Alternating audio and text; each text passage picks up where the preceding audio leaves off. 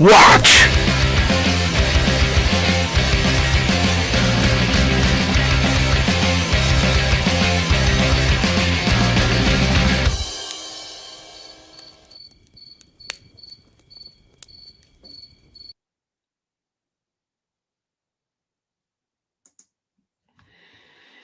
Well, hello. Welcome back to the second watch, dear viewers and fellow watchmen. It is I, Lord Mattis, and with me, as always, is Gary. We have a special guest here tonight. We've had him on before. In fact, he was our first guest ever, Rob Alderman. He's more than just a friend of the show. He's a friend. We're really happy to have him on. But before we get him in, Gary, how was your week? Did you get any gaming in?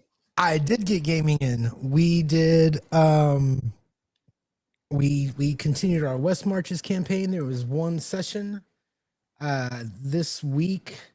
I want to do more, but we at least got one in, and that was great. Yeah, but that's the only gaming that I've been able to get going this week, is that one session. But it was a lot of fun, and I think we're up to like 4 or 5 level 2s now, which is pretty exciting because I felt like I was just killing starting characters for like a month and a half straight. Yeah, well, I'm at level 2 and I got a whopping whole extra hit point. So now I'm up to 2 hit points. You doubled your hit points. I know. I tell everyone you need to play with 1 hit point like at least once in your life, because it builds character. And the character I'm building right now is a coward who was willing to, if that one fight went bad, I was going to back out the door, use that whole portal spell after closing it and just running. But yeah, we got our first super chat from Disco Barbarian, $10. Thank you very much, sir. Yard dog brothers and sword sisters, time for second watch. Eating leftover burrito with Moscow Mule and reading By This Axe by Archon. Great book. I love it. Going to run Darrow Maze with Axe 2 and trying to read like 1,000 pages. I'm trying to do that too. Not the Darrow Maze part, but bro, but the Axe there 2 are so many. It's so funny. I feel like there are so many guys right now out there like just trying to inhale Axe 2 whole. Y'all all just got your, it's like you're trying to just go down the buffet and just, guys, it's incremental. It's incremental. Start a game, get going. I'm just saying, I kind of agree with that. Yeah, I actually been reading through the skill section. We should get Rob in here. Maybe he can. Is Rob here? Get him in here. Get him in here. Yeah, let's get him in here. But there he is. What's up? It looks like we just woke him up. Rob, get up. There's a show. What's up, guys? Welcome back, Rob. You look like you haven't slept for about 2 weeks, man. Or is it just late?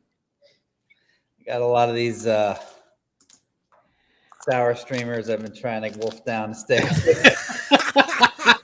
So, my teeth might be like colored green or something. No, that's all right. Hey, man, we really appreciate it. And you're in a different time zone, so if we get like an hour in and you decide that you just got to go, I won't hold it against you. Matt holds grudges. I don't. Well, no, I do. Kind of. Not really. I mean, it depends. But like I said, you're a friend. You're more than a friend of the show. We got to hang out with you at North Texas Con. Yeah. In fact, I was out of the corner of my eye. I saw you. You were pointing at me, and I'm like, there he is. So, yeah, man. If we're too late, feel free to bounce. Hey, real quick. We wanted to. I think I know what you're going to mention real quick there. But I just want to say, like, we're happy to have you on and chat with you more about Gods of the North, freaking The Walking Dead RPG, or whatever. Chubby though. Gary's drinking. Yeah. I have Dr. Claw with Brian with his cat. Whatever's going on there. It is. I don't even. We didn't hear from Brian. We don't know what's up with Brian. DM Cloaker, we love you if you're around. Like, I think I heard from him once this week. Yeah. We disagreed on something, and then came to a middle consensus. Oh, okay.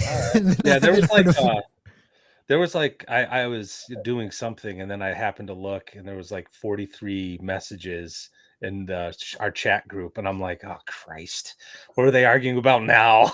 Save it for the show. But Save it for the show. I wanna do a quick shout out from Chubby. My son is begging me to mention to you guys that he is running his first Shadow Dark game tomorrow for his friends. He drew his own maps and everything. What a hero indeed. He has just embarked on one of the greatest journeys, and that is that of Game Master, which is what the show is about. We talk about all our experiences. If he's up late, I mean, I don't think we cuss too much, but we do. Oh, we don't. Maybe we cuss a little too much. We do. Well, congratulations, Chubby's kid. I'm happy for you. Keeping it alive till you're 95. I appreciate it. Rob will have someone to sell books to in his old age. Indeed. One person. So he'll always be there. He'll always be there. When we were at North Texas, dude, a lot of things happened at North Texas. But we had a couple really interesting conversations. And the first thing I want to talk about, dude, you ran Horde Wars was fun. Me, you, DM Cloaker, and Matt and Todd was running the game, and that was a great game. That would have been like the top highlight of the thing. It was so much fun. And Todd did such a great job of running that. And then we're sitting in the bar and you're like, I haven't run a game in weeks. I want to run a game. What do you want to play? And I swear to God, dude, your throw together game, that it was so much fun. And I remember looking at Brian, looking at me as I paced as a player. It was the second time he had played at the table with me. And I don't think he could get over the fact that I like stand up and walk around and shit. And then when you dove, you became animated, and I'm like, yeah, man. He was just like, yeah. I think at one point you jumped on me. Yeah. I had to really get into the role of zombie, man. Is that common? Is that your brains looked really good in that moment? Is that are you a stand-up judge? I gotta get up, man. Word. I take ADHD meds, man. You gotta get. If I sit still too long, no. I'm gonna be. Usually, even when all my players are sitting down at a table, we got our little setup. Like I'm like circling the table like some hawk waiting to kill a player character. I do that online. I angle my camera so I can pace in front of my desk. Yeah. I just cannot. I don't know how people sit down for that long, dude. It's crazy. I get so crazy. I can't. It takes me like an hour after the game to calm down, no matter how late it is. So it's just you gotta get into it. I'm curious because you're doing, and we're gonna get to it. You're doing the last book of Gods of Forbidden North, which is BXOSC. It's about as traditional as you can get. And then out of left field, you're like, what about Walking Dead? And it kind of, what other systems, like, do you like playing a lot of different systems, or was it that system in particular? Or what's because some people just play one game and that's the only game they play. I'm just curious. Yeah, no, I love lots of different games. I was a big D6, like cinematic, like Star Wars, and then later on, just the bare bones D6 system, using it for all kinds of things. Even medieval fantasy. Like I like free leagues a lot. Again, we talked about the organization of books, but if the core of it's really fun, and if you get players to buy into it and get whatever you're playing. I want to play the Alien one next. That looks really good. So. That is a lot of fun. Tales of the Loop, the kids, right? Isn't that the kids? I got home after we played the game and I pulled out Tales from the Loop, and the same thing happened. The system is fine. I like it enough, but I just get caught looking at the pictures. They're good. You know what I mean? It's such a beautiful book, and Free League is really good at that. But I like that system a lot. I'm thinking there's a lot more that can be done with it. I played a lot of D6 too, Star Wars, because it was Star Wars, lots of Star Wars. So yeah, the art direction that Free League has gone with in all their books has been top notch. Like I don't really see, the only other company that I think that does better is Lamentations, frankly. But Alien is a lot of fun. I mean, if you think the stress mechanic in The Walking Dead is crazy, the panic mechanic, it works pretty much the same way, but like you run the risk of like in The Walking Dead, you succeed in whatever task. It's just that you've made a mistake and the threat level increases, right? In Alien, you panic and you don't succeed at the task. So like if you're trying to get this bulkhead open and the xenomorph is coming at you and you panic, that's it. You're done. You're done. Like and like this, and then like the whatever you're playing with just flips out of your hand. You're like, wow. Right, yeah, like whatever happens, or maybe like the bulkhead's kind of open and you're starting to squeeze through and it comes down on you or something. Who knows? But yeah, and like the way they handle monsters is really cool too. They don't have the same action economy, so you just kind of roll and just like, well, what does it do? What does the alien do? And maybe it hisses at you, which gives you another round to live, but now you have another stress die to add to your pool. I was running it a lot for Halloween games, and I had this one guy, my buddy Cody. He must have been rolling like 12, 14 dice at a time. He had so many stress points. He was literally I love that. Hicks. Game over, man. Game over. He was constantly panicking. It was hilarious. I think they ended up like leaving him behind when they jumped into an escape pod. I swear to God, like every time I hear somebody complain about you have to roll too many dice, I'm like, fuck you. More dice, more fun, man. I think it's great. You got to count the dice. Oh, yeah. Yeah, this is actually, and that's one of the more theoretical things I kind of like about it is Alien RPG, and to an extent The Walking Dead. That's like the one mechanic that I sort of feel like breaches that fourth wall, right? Where it's like your character is supposed to be scared, but you, the player, start getting nervous. You're just like, I cannot fail this roll. I cannot fail this roll, or I'm going to end up flipping my bike and have a grizzly maul me. That brings up, which almost Matt, happened. That brings up a question for you, because I was watching Twitter and you were talking about how you didn't like fear mechanics. Generally, you don't. Correct. What's the difference between fear mechanics and stress? The fact that they, like what I just said, they actually work in the sense that it's a mechanic that will actually create anxiety in the player. Like, I know this is kind of taboo X card stuff. Oh, you're making me feel anxious at the table. But yeah, but I want to scare you. Word. Like I think that's like one of the reasons why I like horror so much, because it's hard. It's really hard to do. Because you're sitting around the table, maybe you're having a few beers, you're eating Cheetos, whatever, nachos, a big sandwich, pizza, wings, whatever, and you're just rolling dice, and your buddy at the end of the table is like getting all dramatic with the descriptions, and you're like, oh, I guess that's creepy. You know what I mean? How do you pull that off? And like, why I like Call of Cthulhu, there's sort of like this actor's prompt. Like, oh, I've lost 5 sanity points. Hold on a second. Let me calculate that. Oh, I guess I'm temporarily insane. Roll on that. Oh, I guess I'm claustrophobic now. Oh, I'm claustrophobic. Whereas with Alien, you're like, all right, so I got to get through this bulkhead. yeah, exactly. Like, I got to get through this bulkhead or my character's dead. Got 14 dice. It's making all the clickety clackety noises, and everyone's looking at you like, you got to get this bulkhead open, dude. Oh, I panicked. It's to me that actually gets, you will never really get someone terrified at the table, obviously, where the flight or fight response clicks on. But if you make them feel a little anxious, I sort of feel like they're now feeling what their character's feeling just a little bit. Hey, what's up, Dying Breed? So Sorry, yes, he just that's popped in. Yeah, I'm just curious. I've confessed this before. I've never played Call of Cthulhu. Delta Green, baby. I like Delta Green. I've never played that either. Those are other ones I play.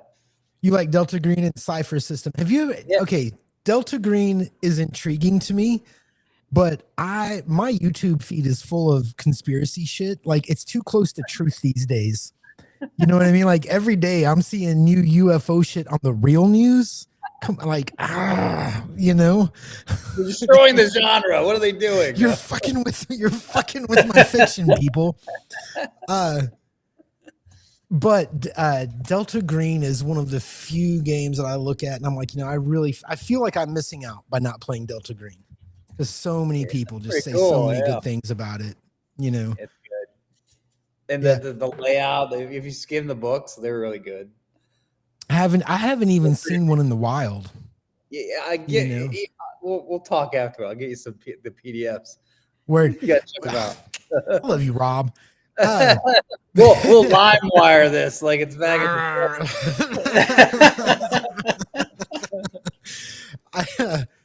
Yeah, no, that one looks good.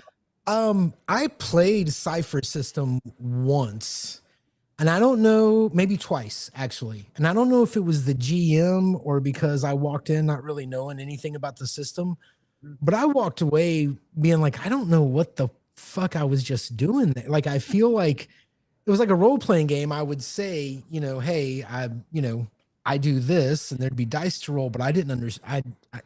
Nobody explained anything. I didn't ask. So I don't think I've ever played the Cypher System, to be completely honest with you. I might have. And like you, Gary, I was just like, well, whatever that was. Hey, man. Was what it was. Real quick, Shaolin Cyborg. That is my good buddy, Isaac. He's like, Gary, you played Cypher with me. Laugh out loud. Yeah, I had no fun. I'm actually, poor Isaac. I got to tell this story again. Oh, Shaolin Cyborg. I love you, man. I'm glad you're around. So me and Isaac been friends for a while. We met playing Star Wars miniatures, the Star Wars X-Wing game. And he got me into the Star Wars FFG role-playing game, which I would have never gotten into had he not just sat me down on the table and said, no, here's how the dice work. And like 2 minutes later, we were playing. It was that game. Okay. So I need to explain the context of the situation. In real life, it was a week past my 40th birthday. And for my 40th birthday, I was given divorce papers. So in real life, my head was a little scrambled. And how did I decide to deal with that trauma?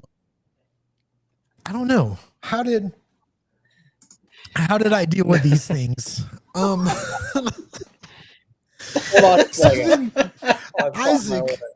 Isaac, being the good guy that he is, with his sweet wife, invite me to a game. And I didn't realize, or maybe I wasn't paying attention, that he was doing a procedural, like, investigative Law and Order kind of thing. Dude, I was playing undercover cop. I beat a dude with a 2x4. I fucking set shot glasses up on the table and was putting them on fire to like burn the place down. I was just, and he walked out. The whole table is looking at me the whole game like, poor guy. I'm sorry, dude. I killed his entire campaign. I apologize, Isaac. He remembers it well. He does. Yeah. Actually, I was gonna ask, showed up. Remind him every week, bro. Yep. Like he will never forget. You know, I'm surprised he doesn't write primers just for me, Gary. I'm running a game. This is for you. Hey, Gary, he says, enters the chat.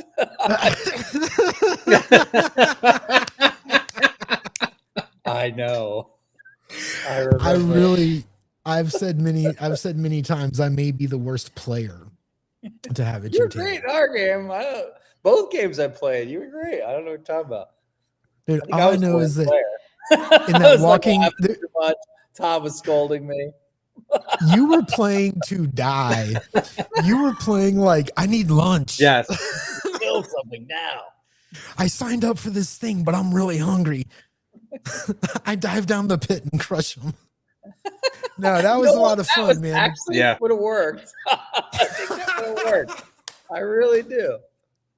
I didn't know he was a lich. That was the thing. If we'd known it was a lich, then it would have made sense. I don't. But I knew the hour was the convention game. It's almost over. You're like, yeah, just go out and be funny, and I go get lunch. Bro, you were 5 minutes into it and trying to kill yourself. I run at him. You were going. Don't even play like it was the end of the game. You came into that game like. Gary, your Everyday Heroes game might be the best I've played in. Isaac, thanks, man, because that game I worked really hard on that game, and I feel like that was my last successful story game or plot game. So I'm really glad you enjoyed it. And I would really like, so for those of you, so I can include, so it's not an inside conversation, we used Everyday Heroes, although I don't think I would use that system again. It was 1970s, small town Texas, occult kind of, and in fact, the setting was where I grew up. So like I didn't have to draw any maps. I knew all the characters, you know what I mean? Like every NPC was somebody I knew or a combination, and it just worked. And it was creepy as hell. And I was about to say to both of you, I've never tried to scare my players. Never. I never think I'm going to scare them. It's always an accident. You know, like when Reed was like, oh, that's creepy, when we were playing the row and I had the kids, you know, come out and it was, oh yeah, never tried. Yeah. Well, that's a classic. That's the creepy kid is like the classic, you know, horror trope. I thought it was creepy, you know? Yeah, no, I thought that was cool. But yeah, I don't know. When I sat in Raji's game, as ridiculous as the concept was, there was parts where he went into the description of how Dr. Intercourse assisted women with their issues, and it was like the laughter at the table was more nervous laughter, like, oh my god. Like, and everyone's like looking at each other like, are we next? Like, what's gonna happen? Like, and that's like the brilliance of like Raji's style. It's like, you know, he's just playing Lamentations, which is just a BX derivative, right? There's no horror mechanics in it, but the way he demonstrated how off the wall it was, like I really felt like I was in a B movie horror, like psychosexual thing going on, and I'm like, this is brilliant. I'm like freaking out like with my character, but at the back of my head, I'm like, man, this is effing brilliant. I can't wait till this modules comes out so I can buy it. This is great. Hey, so Rob, I'm curious, not career wise, but creatively, is there a creator that you look at and you're just like, holy shit, either not necessarily emulate, but you're just like, fuck, I can't believe that happened. That's so, you know what I mean? Who's your creator that you look at, or creators? Okay, so I guess like, I would say as a kid, I had a lot of Monty Cook stuff, so I always thought he was, for a very long time, like very innovative in the industry. You know, for like a period of time, there was like, I felt like he was at the forefront of, because, you know, I felt like a lot of when I was like, you know, teens, 20s, like I felt like a lot of the stuff you saw was pretty straightforward. And then like, you know, every now and then you'd have some little niche thing that would do this or that. But I felt like Monty Cook was the biggest name that was doing things a little differently overall, generally speaking. And I always had some crazy ideas. I liked all the planar stuff and, you know, that kind of stuff. So I always liked Monty Cook. I always had a thing for him for a long time. In recent years, I really love Jeff Talanian's Hyperborea. Is just so good. It's one of those books you just want to pick up and just hold it and touch the pages. Yeah, that's the problem, man. It's like, how many games can you actually play in your life? Yeah. You know, I would buy Hyperborea just to read it and just to have it. You know, it's next on my list for sure. Yeah. Let's see. I'm trying to let me take it. You caught me sleep. I didn't tell you to ask me something. We did catch you sleeping. You did. You did. I think. Give me a second. I'll come back on that. Let me. Well, no, I would say I know a lot of folks who were really into Monty Cook for a while. Like Shaolin Cyborg just says he's got a whole shelf of Numenera he'd like to use. Yeah, Numenera. That's really good. Yeah. Yeah, I haven't played that at all. In fact, the past couple of years, I've been so frustrated with things and like new ideas and new systems that I just crawled back into my D20 hole and started playing Dungeons and Dragons, you know. Just gotta go back to it. Well, I think you know what it was. I had that really good Everyday Heroes game, and then I had a couple like where usually I succeed in a story game, kind of, or a story with a game with a plot, or a game with a timeline, I guess, where things happen. I've been really good at pulling those through and everybody having fun, and I just had a couple that just didn't work, and I was really frustrated, and I just wanted to go back to 10-minute turns, search the dungeon, fight the monster, back out. So, hey, I like. Oh, sorry. go ahead. No, go ahead. Say, I was trying to go through all my books to kind of activate my brain here. Who was it? Sorry, I just had it. Sorry, one more second. Oh, that's it. There he is. I want to get his name right because I think he's Italian. I've been reading a lot of his books for the Lord of the Rings stuff. He's always seems to work on. His name's where's his name, man? I think it's Francesco Nepatello, I think is his name. He did the One Ring, I think. The one. Oh, okay, yeah. I've been reading. He did a lot of the Middle Earth stuff. I don't know if he did the more recent Lord of the Rings with Free League, although I thought that was a really cool system. It kind of took what he did and just kept moving it forward. But he might have been consulted. Yeah. I gotta go look at the credits. But I thought his take on Middle Earth and the One Ring was, mechanically, like as a designer, and then his writing was also really good. So I enjoy reading those books. Those are beautiful books too, to just pick up and touch and read. Yeah, that's one of those. The One Ring. I never played the first edition, but I was kind of introduced. A buddy of mine, like he's got all these PDFs that he found on the high seas, and he would pass them off to me so I can make sure they were legal and all that. And the One Ring always looked good, so I started when Free League picked up the second one. I took a look at that, and all I have to say is that that really does capture, in my opinion, like the feel. And you're right, it is sort of like an extension of what came before. Everything from the fellowship phase to like the journey and all that stuff. That's a game I would love to play. I don't know if I could run it though. I'd be too afraid of like pissing off the fanboys. Like, well, that's not exactly how it would happen, Excuse me, sir. Page 837, line 12 the Silmarillion, like of Christopher Tolkien's uncut unabridged version. Exactly. I was like, dude, I just wanted to have some orcs attack Bree. They can't do that to the fourth age. Yeah, exactly. Francesco also, I guess they did hire him for Lord of the Rings. I was pretty sure. I didn't want to say that, but I just checked. So yeah, he was involved with Adventures in Middle Earth, One Ring before that, and Adventures in Middle Earth was the 5e, the first version. And then they did Lord of the Rings with Free League. It switched over. Oh, he did the 5th edition Adventures in Middle Earth, because that is really good. Adventures was based on One Ring. Free League got the rights, and then they kind of did a 2nd edition basically. So they just hired him again.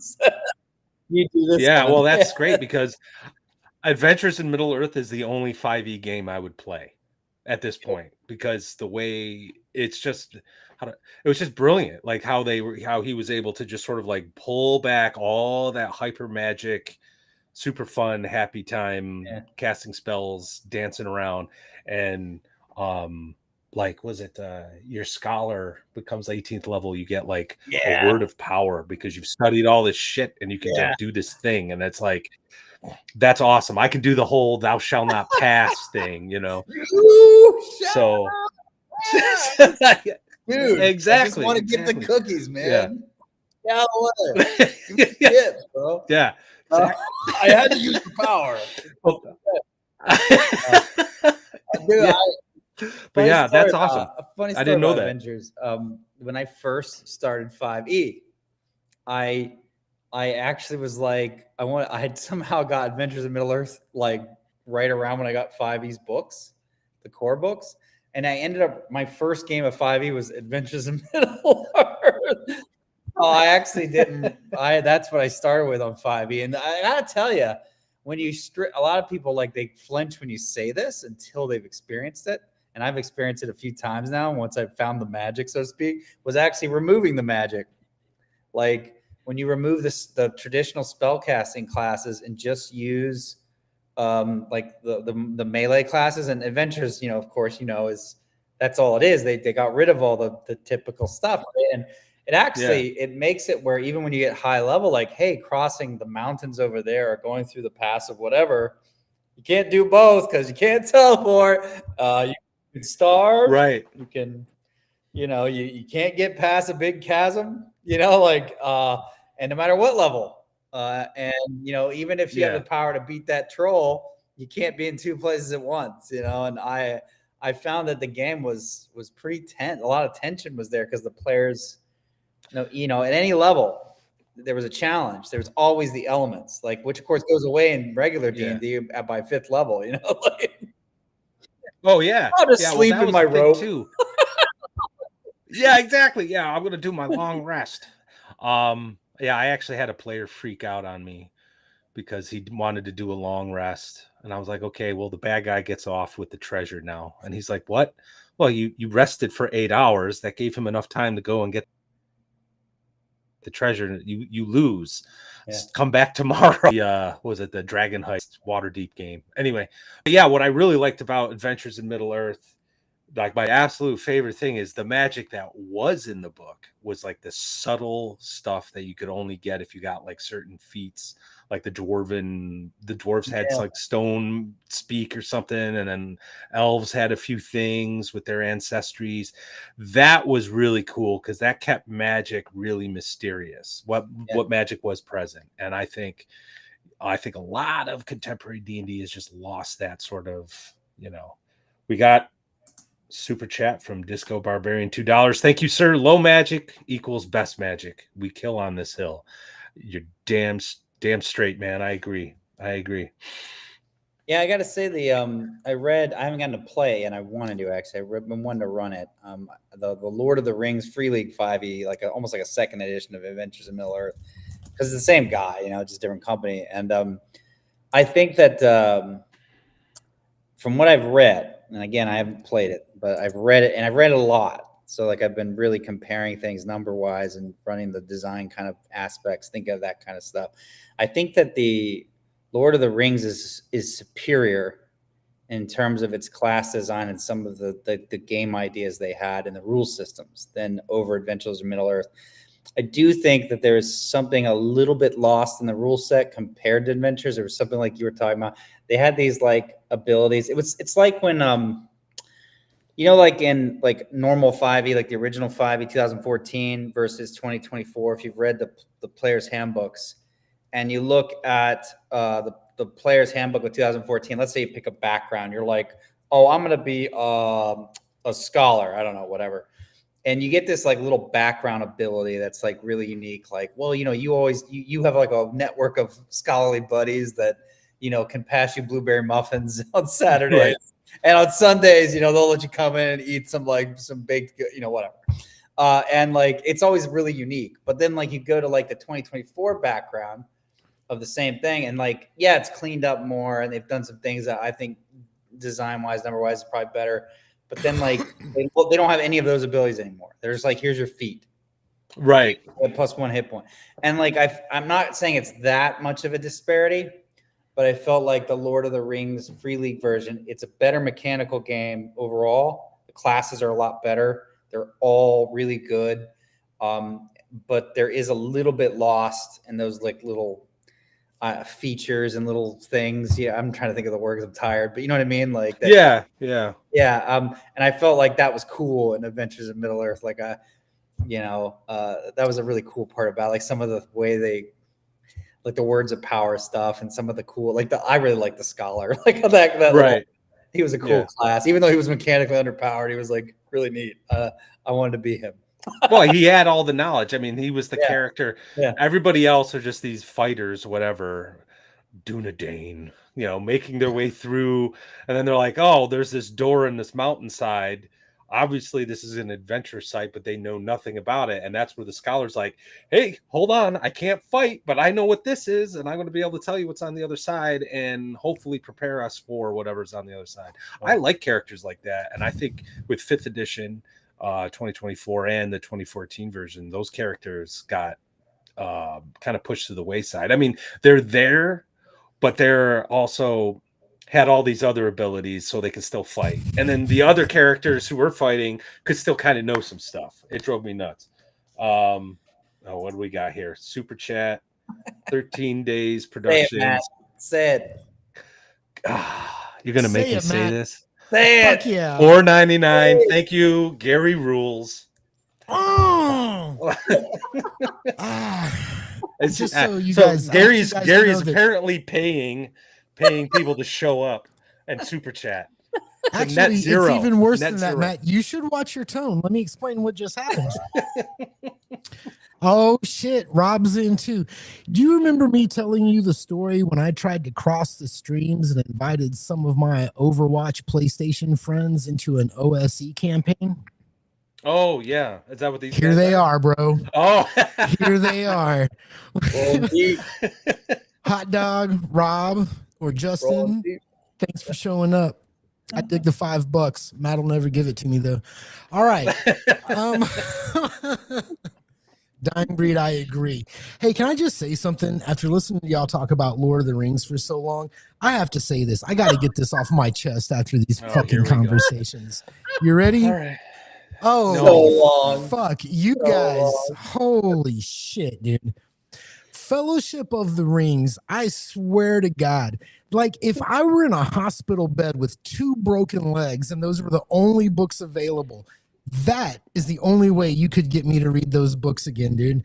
I have never napped so well as the last time I read Fellowship of the Rings. Now, The Hobbit, fucking kick-ass. Love The Hobbit. You're in, you're out, story's good, overdone, move along with your life.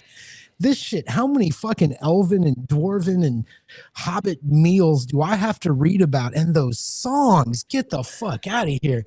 Even worse than that, even worse than that. When I was a kid and everybody was like, Lord of the Rings. And I was like, oh, I love it. Yeah, it's going to be great. And I love The Hobbit and I love the cartoon and the movies are okay. Movies are pretty good. I bought There is a way. Yes. I love that cartoon, bro. Oh, that was my favorite cartoon.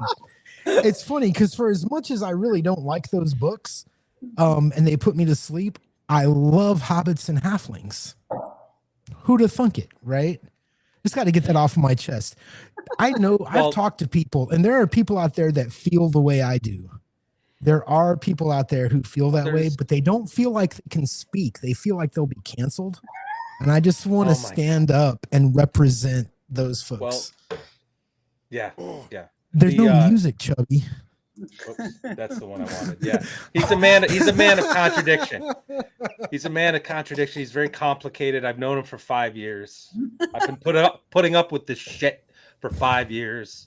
And to answer your question, Gary, how many songs, how many meals, how many descriptions?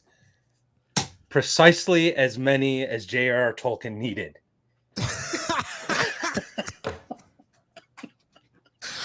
Oh God! Anyway, man. Sorry, I just had to get that off my chest. I really feel that way. You know what? You know what I'll do? Here's what I'll do. I'll try it again. I'll do it online. I'll fucking read that book and review every chapter.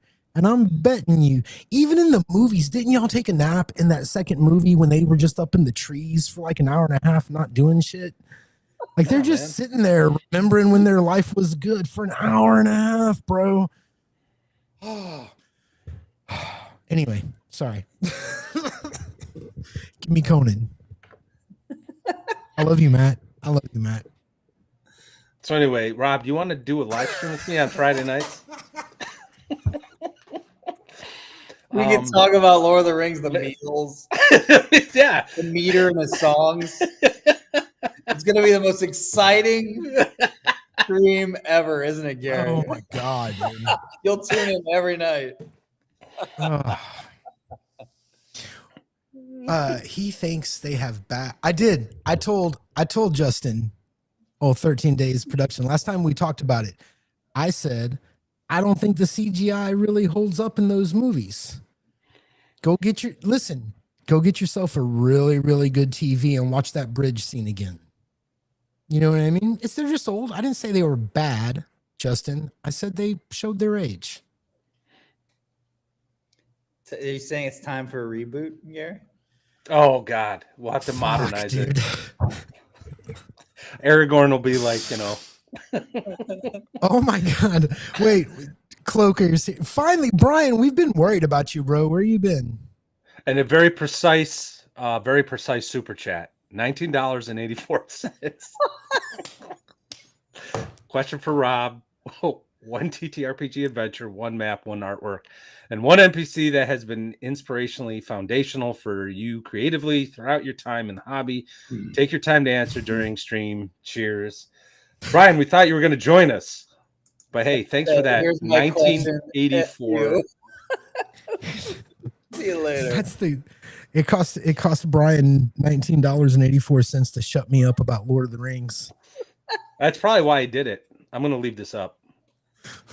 I think you guys should do a live stream where you just talk about when your life used to be better. That would be really popular.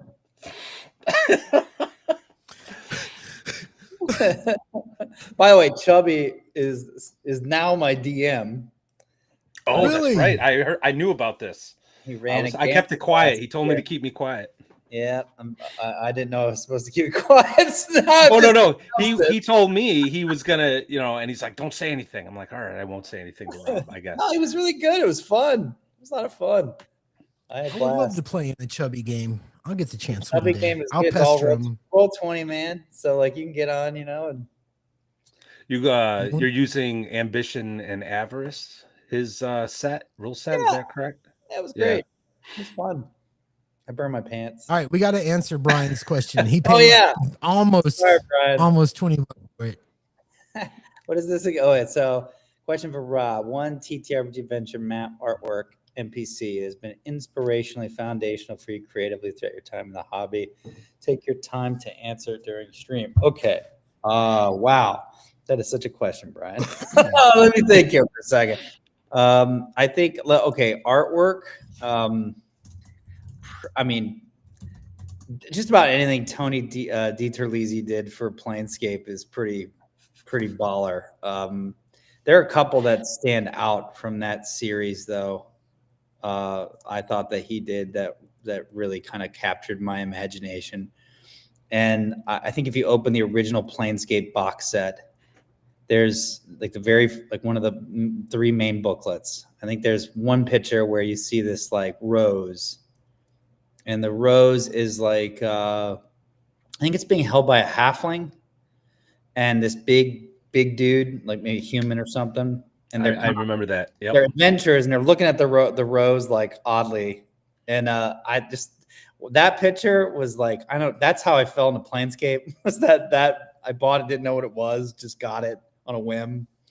And I remember that picture and a few others really, really got my attention. And I just felt it was different, and it felt like I was playing D&D, but it wasn't. It felt like I was entering a world, like a whole different universe setting. And I don't know. I guess at that point I had thought of things more like Lord of the Rings and stuff, and I hadn't thought of fantasy as being something very different than that. And I guess it was just sort of mind blowing for me. And that's why I liked Monty Cook, because that was like my AD&D setting. Everyone had like a setting that was like their thing. So for me, it was like I got into Planescape, pure accident. Like I bought every book. One point I had every book. I sold it at one point. It was the saddest day of my life. Shouldn't have done it. Regretted it. Yeah. Instantly. 5 years later, it was like I have to get them back, Planescape was a bit of a revelation for me too, actually. At the time I was like just getting into the study of philosophy and whatnot, so obviously the factions were like huge. But the artwork there was really evocative, and I love that. I remember that image of the rose, and I'm kicking myself because I didn't sell my stuff, but I moved a lot in my early 20s, and with each move I lost a book.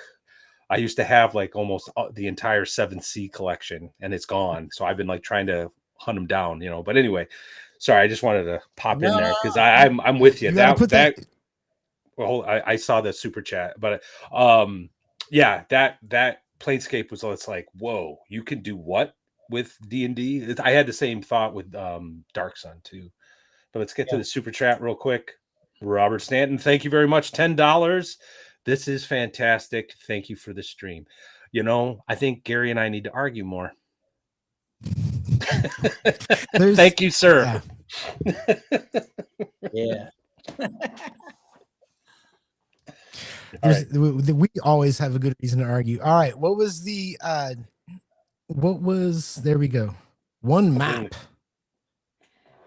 One Is that where map. we are? One map. Let's see. Well, I did what? What did I do? A piece of artwork. Let me say adventure. I'll do adventure. I usually tell people in most of the things I've been in, like how I got into all this, and you know, Rapanathuk, Rapanathuk. I would say Rapanathuk. And I'll continue saying Rapanathuk because I said it that way for like 16 years for someone correcting me. I say it that way too. Yeah. So, but anyway, I guess Rapanathuk would probably be the real answer, but actually I'd have to say before that would be a Planescape adventure. For me, that was probably, there were a bunch of good ones, but the one that to me really I love this adventure. I think it's great, is Harbinger House.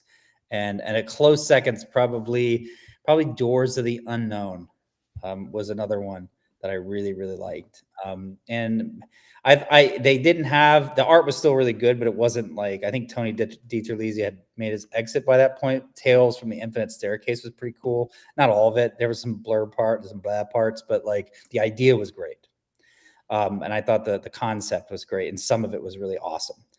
But I love those adventures. I loved Harbinger House. To me, that was like other than Planescape Torment, the video game, which really was actually the best adventure for Planescape ever. But because that game really hit it out of the park. Yeah, but, you could still go back and play that game on Steam, and it's like, oh my god, this is so much better than the games that are out now. Yeah. but Harbinger House has got to be one of my favorite of all. The art in it is amazing. The factions they used in that one weren't as I just felt they were really neat. Like the way that they weren't like, it was unexpected. The whole premise was unexpected. And there's this guy trying to become a god. And he's like, I don't know, it was just it captured the setting in all the ways. And I didn't think any of the other ones quite hit things on the head the way that one did. With the art and everything, it just all came together for me for that one. So I really liked that adventure. When I wrote in my second book, volume 2, when I wrote the book the chapter Children of the Green Light, which is like this urban investigation, I was basically, that was my ode to Harbinger House. Oh, nice. If you read it, you know, like there's an investigation and, you know, a crime. It's not the same premise, but I wrote it in that style, reread Harbinger House, and was trying to get in that vibe. And that was all Monty Cook and that team that did that. So that was, to me, that was my event-based, story-based mystery story. And then, you know what I mean? So I guess that would be the adventure. So that's the artwork, the adventure map. Oh man. There's so many good maps. Wow. I saw you mapping it in North Texas. Every time I turned around and there was nobody at your table, you had a map out. You were going after it. They looked great, dude. They're all color coded. You know, yeah, I'll show you one of my maps later when nobody's around. Yeah, let's do it. Let's get it up here. Let's get it up here. We can talk about how our life used to be better and have your image. Oh yeah. No, let's do it, man. I want to see it. Here's an entire evening of play. My players don't realize it. I don't know if you can see it because it's in pencil. I can see it. Oh yeah, baby. Yeah, there we go. That will take them 3 hours, as careful as they're being. I swear to God, dude. That's good stuff. Anyway, dude. Sorry, I didn't mean to distract you. No, dude. That's why we're not supposed to be. I'm not lecturing. Don't you teach? Know? That's why we had you on. We figured you could just talk for hours. Yeah, I can. Yeah. So I'm trying not. I interrupted. I interrupted Brian's question. Brian, there's still like 3 parts of Brian's question to get through. He said He said to take your time. It's true. We could just come back to it like a wave. I just want him to feel loved. Hey, while we're almost at the hour mark, and really, wow. I did want to get to the point where we talk a little bit about book 3. And I'm curious, we had a conversation after I had a couple drinks in a bar just about like Kickstarter and indie stuff.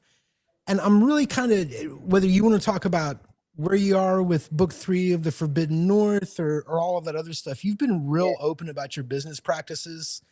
You've like showed everybody. Yeah. And I mean, literally, right? You were like, no, here's how it works. So first, where are you on book 3? Everybody's here's what not to do. Well, but you know what? I think a lot of people have taken that information in, but I find that, when I talk to different creators, when it comes to the back end of things, they get real quiet and they don't always want to share. They don't always want to ask. And you're just like, yo, I got no pants on. You know what I mean? You're just speaking of pants. No. Yeah. I don't have any. So, no. Yeah. So just first part, where are you with volume 3? I saw you working fervently on it, drawing maps and such. Update. It's going. I'm a week behind my deadline, my self-imposed deadline. I between North Texas and like 1 or 2 other things that happened, like I kind of got slowed down, and but I'm putting about 3,000 or 4,000 words a day out if I get the full day. Good job, I'm dude. going. It's going. Yeah, it's going to be huge. My worry is not to finish the castle, because I think I'll still finish that before summer. Like I said, it's the big Cyclopean city of the Enelgon, which is my version of Cavern of Thracia's like dinosaur world under the earth. That thing is huge. There's like 26 tower dungeons in it. And I promise to I'm not going to do that bullshit where they turn around and they go, oh, look, this is the part of adventure where you get to fill out the tower. And like it's 1 page and it's like they give you like a random table to fill it out and it's like sucks. You're like 2d6 rats. What? A trinket? What? So, and that was the way it was done back in the day. But yeah, I would actually fill it out, and actually do it, So I've been brainstorming all those towers, but there's a lot, So it's just on one hand, my engine or my system, my production behind the scenes is like about as polished as it gets. But at the same time, like now it's like I'm at the point because of success and stuff that like I get a lot of emails and a lot of things that I have to deal with and a lot more interruptions, and my career is pulling me left, and then my day job is pulling me left and my company's pulling me right, and they're both kind of almost at the crisis point where it's hard to do both, but I don't make enough yet to actually quit one and do the other. So which is incredible because you have but that's incredible. And I think I just want to stop you and point that out, because we have so many, you look on the internet, there's so many third-party independent creators or whatever who are really trying to jam it out. And they're like, I'm going to make it and I'm going to do this. Bro, you've had, other than, you've had very successful Kickstarters. Or I would say you've had incredibly successful Kickstarters. Yeah. And you're still at that point where it's not, a good idea to quit your day job. And I think a lot of people need to hear that. Yeah. Sorry. I just feel there's some unrealistic expectations amongst the independent creator crowd. So I would agree with that sentiment, actually. Like for me, I'm resigned that this is just like my hobby that might pay for itself. You know what I mean? And I'm just doing because I like it, And I think it's great when a creator is able to like break through and start doing that thing. And I think you're like on the cusp, frankly, some of the stuff we were talking about at North Texas Con. So, but I think it's cool that you've been so open about this sort of thing to like not burst bubbles, because that's not really like your intention. It's just laying bare, like, no, this is the reality of the industry, And I think that's just been I don't know, very positive sort of addition to the conversation. You know what I mean? Yeah. Well, no, go ahead. No, I'm sorry. Go ahead. I needed this. It's after you were done. You're done. Go ahead. Oh, are you sure? All right. I was going to say just real quick to kind of my view was, one is, I think you could make more money than I have. It's part of the reason I haven't made money is sort of like there's a couple of reasons. One of them is that I was learning as I was doing, right? Like that's the big hard thing, is that people are learning as they're doing. That's one of the reasons I wanted to do the updates. I wanted to put those out because I was like, so many people, like, they're just like, I'm here to write adventures or whatever they want to do. And like, no, suddenly you have to be a marketer. Suddenly you have to like do Kickstarts, which is like its own skill set. Suddenly you want to turn around and have to run a business, which, I didn't major in that. I have a terminal degree in creative writing. Now I'm a professor and a writer and a poet. Money and accounting is not my favorite subject. Have I blown more money than some of my profit? Absolutely. Have I not been the best businessman? Absolutely.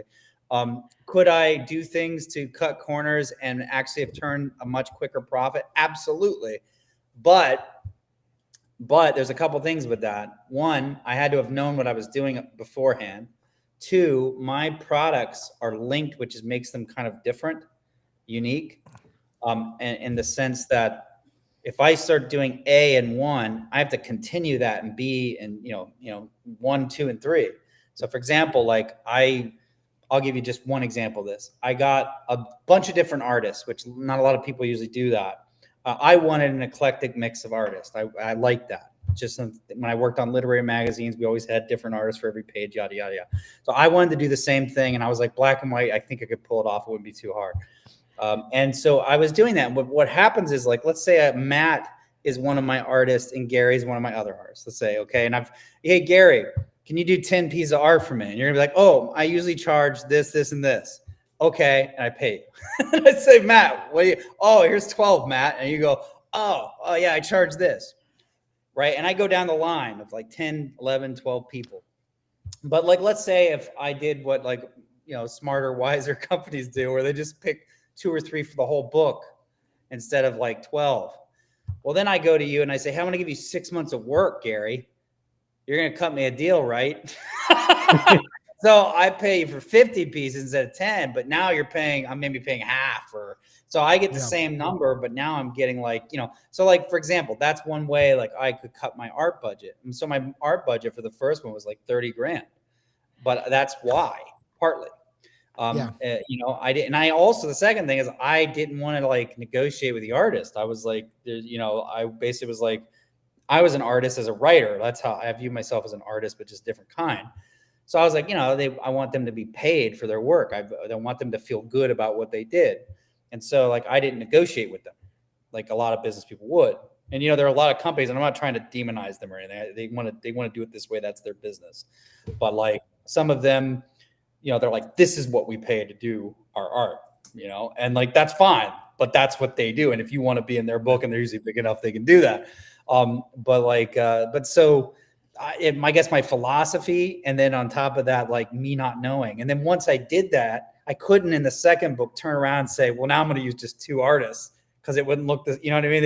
It would have looked off. Yeah, it would have been inconsistent. Yep. Yeah. So I have to basically keep the same practices up second and third book, even though I know that's my profit I'm blowing, like from the things. And like, but that's okay. I'm okay with that, because to me, it's like, these books are probably like the thing that establishes my name if I continue into this. So even if it broke 0, I'm fine with that. I'm okay with that. Like, that's fine. But yeah, there's a lot of things you could do. Like I learned about like the difference between print on demand, and I made some mistakes that cost me a good 10, 12, 15 grand over, time. There was a lot of profit. It flushed down the toilet there, but I couldn't have known those things without doing them and screwing them up. So my hope is that some of my updates through my Volume 3 Kickstarter, where I talk about my crowdfunding advice, I'd like to put some out that are sort of talking about what happens after crowdfunding. Like when you start doing like the business itself, and some of this to like some of my backers are real businessmen, like, and like they'll like Rob, they grab me by the ear and they pull me, Rob, what you doing, you crazy writer, you? And I'm like, okay, man, but like they like real businessmen, so they'll think, oh yeah, look at this amateur explain this, but a lot of people aren't, and there's so many hats. So I think I don't think you have to make as much as I do on my Kickstarters to make money. And I don't want you to lose hope, but I also want you to know that if you make mistakes, it can change how much you spend behind the scenes. There's a lot of Kickstarters that made $500,000-$600,000 that went broke and did not deliver. And it's not because they were stupid, or it's because there's a lot of things you don't realize, and it's really hard. And I've been lucky in some ways, I've been lucky. There were things I could have stepped in very easily that could have cost me a lot of money. It could have finished me off, and I didn't. So that's partly probably because I'm a professor, and partly so I already am used to like teaching people what I know. Just like that's kind of what I do.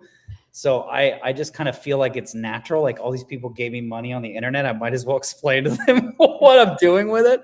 Yeah. I think it's great. No, I think it's great. We do live in a sort of, especially in this niche of the hobby, everybody's a DIYer. Everybody thinks, I'm going to write it and I'm going to put it up. And, it's when you look at the quality of your product, you're talking about, you say the art thing was kind of a mistake, but that product has such a distinct look. Gods of the Forbidden North, it looks very good. Thanks. It's not, well, I mean, I think I've said this before. I think there's a lot of people who produce something, and especially if it's your first time to really do something, you're just so proud you finished it. You know what I mean? And I understand, I get it. I understand that, it's like writing your first song, and you love this first song right up until you see everybody's face you play it for. And they're like, oh, that's great. You know what I mean? And no, I think yes, your art did cost you a lot, but Gods of the Forbidden North doesn't look like your typical independent kind of thing. Gary's going to be releasing his first product within a few months. What's he? I already take them. That's how I got my first book out. You'll do it too, Gary. Thank you, Chubby. I actually, it was funny. I was at North Texas, and everybody I talked to is publishing. And I'm like the only guy who's like, whatever. No, I'm not doing that. I just like games. And I think I kind of have an idea, and I'm like, oh, dude, I think I have a pretty good idea. I might try to do something kind of small. But now I've said so many times that I don't really have that ambition. I'm going to get torn apart if I put anything out. I just know it's going to be merciless. This fucking guy's just jumping on the bandwagon. I am jumping on the bandwagon. The twirl your mustache when you do it. I think. Oh, go ahead, Matt. Sorry. No. Go ahead. Finish your thought. I was just gonna add to what was I gonna say? So like, there's a couple other things you could do to like make money. I won't go through the whole thing, but like, if you're willing to either learn or you can do multiple things that are required. Kevin Crawford talks about this. I really followed most of his model except this one point. And I just did the writing and the editing and there's the overview, the creative part, but like his advice is that you do as much of it yourself as you can, because that's one less person you have to pay. And I now realize why he says that. And it's because the profit margin is small. So if you can, like, for example, I can't draw worth a flip, and there's no way I'm going to spend the amount of time to learn. There's always that person. Yeah, you can learn. Yeah, whatever. I'm not going to be able to do it. I could go learn Affinity, like Kelsey Dion did her own layout. Shadow Dart. Yeah. It's and that's wasn't a huge expense. No, I was just gonna say that wasn't a huge expense, but like that would have been, another X amount of $1,000, and that would have been more of a profit on my end, or that could go into other things, or whatever. So if you can do a couple of those things, like I think Crawford does a lot of his stuff. He says he makes 500 a year. And the secret is that he does as much of it himself. He produces regularly. He's got one book a year. And then what he does is he has a back catalog. So because he's got so many books out there, and I've noticed this too now that I've got 2 books out, the revenue stream from your books starts growing. Like this one makes 500 a month. That means, now you got 1,000, right? And then you get a third one. Now it's 1,500, right? Well, he's got 16, 17, 18. Right. He's got a $200,000-$300,000 Kickstarter once a year. So you add that together with his huge catalog, and what happens is someone comes along and they say, "Wow, who's this? Sine Nomine, however you say that company name, Sine Nomine. Oh man, I really like this Worlds Without Number or whatever. And hey, he did all these other books. I'm gonna go buy them all at once." And that's what happens. Yeah. Most OSR people have at least a little bit of money because they tend to be older and established. So what happens is that's your market, is these guys who are 50 to 70 established, and they turn around and they say, "Hey, I want that. I want it." Yeah. So what happens is he gets those. So he only has to have a couple sales a month, and he just made a ton of money. And that's how he claims he makes 500,000 a year. And I believe him based on what he says there, now they've done it. But I do I've partitioned it out so much because I have so few talents. Well, no time to learn. Yeah, well, as someone who's still neophyte, I encourage everyone. That's all I'm saying. I just want to encourage. But your concern is not wrong. It's like I have the same concerns, and so I finally just sat down and I can figure out affinity, I think. And people who were following me on Twitter, 6 months ago, probably I was cursing on Twitter every goddamn affinity. I can't figure this out, But when you're doing an RPG product, it's not that hard because it's not like you're doing something. It's not like you're doing Morkborg. The Morkborg is like an art book, right? But if you're just doing something like what Kelsey Dion does, or like what the Red Room does, that's once you figure it out, you can do it. But yeah, I've heard that exact same thing. What can you do yourself before you start farming it out to other people? Before we go any further, one last piece of advice: if you want to make money, just do something for 5e. Oh yeah. 5e. That was my next question. That was my next Gods of the Forbidden North question. Is when are you going to give the kids their 5e version? I know nobody wants to say that in the OSR, but the joke is among the industry guys, you do the 5e conversion to fund your next 5 OSR project. And it's true. It is true. It is true, man. And you know what? I wonder, I have wondered though, if a good setting and some good GM notes, there's so many problems with 5e. I don't think you can untangle them all, but I do wonder if the right setting with the right optional rules, I just can't see fucking tieflings in Gods of the Forbidden North. You know what I mean? Yeah. I'm sure somebody does. I'm sure somebody does. It's just 5e is such a weird game. Anyway, sorry. Right. Chubby's been waiting in the wings. He asked a question a little while back, so I want to bring it up here. Oh, sorry. It's a serious question. Sir, you've come to the wrong stream. I want to hear more about Rob's plans for the Overlords of Steel. Oh, okay. Yeah, Overlords. Oh, man. Again, another work that's been going on in the back of my, whenever I'm bored of Castle Tharganon, I'm going to go write Overlords of Steel. This is how I deal with my boredom. I go work on another project. And in the old days, before I had ADHD meds, Gary, everybody's on this. You gotta get ADHD meds. Never came back. But what was I saying? Where was I going? Oh, Overlords. So yeah, there's this. So I've been working on this for a while. If you go back to my very first Kickstarter, and it's there's this opening prologue on the front page below or above my Ian Bagley, the first Ian Bagley image I ever bought. first piece of art I ever got, actually, I think, other than maps. And I wrote up this little thing about this world with this Red Death and all this other stuff. So like that's been growing in the background. I work on it every now and then. And I've got this whole idea of this like world and like what's the Haitian Empire like back, where it all collapsed. And that's the idea of the Overlords of Steel. And one thing I'm really torn on right now, and it's probably because I can't dedicate full mental power to it because I'm so into the castle right now and so into volume 3 and trying to finish it. But I'll stop every now and then, take a breath, and start thinking of the future. I guess I think, is this going to be more like a setting book where it's like player options and classes and things like that, like kind of like Arcana Evolved or Dolmenwood compared to the regular game, like Arcana Evolved from Monty Cook back in the day, like for original dungeons, like 3.5, or it was like an alternate set of like races and classes and feats. So it was like the same game, but a different group of things that you could theoretically interchange, but why on earth would you do that? Same thing with Dolmenwood, right? You go look and Gavin did like alternate classes for OSC basically that were tailored for his system, right? So I thought that would be kind of cool, right, to do it that way. But then another part of me is like, you know what? What if I just say I don't want to deal with settings and rule systems and I just want to do adventures because I do enjoy them very much? What if I just do another mega adventure set in that place? And that was the idea, is like Elder Scroll it.